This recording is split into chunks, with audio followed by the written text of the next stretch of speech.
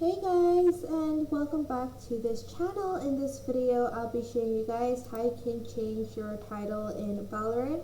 So what the title is basically if you go to play, as you can see my one is currently haunted. I'm not sure why the title is like that, but to change that sort of title you're going to go to collection and you are going to go to player cards, and as you can see there is an equip titles tab here. You can remove the title and leave it just like that, or you can add a title. I am going to find one that I want. These are the ones that I have. I'm going to select Empress, for instance.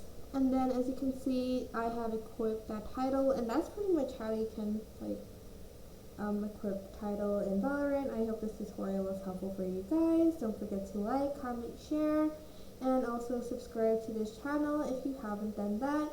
If you have any questions, just leave it in the comment section down below and I will try my best to answer them all. Thank you so much for watching. Bye!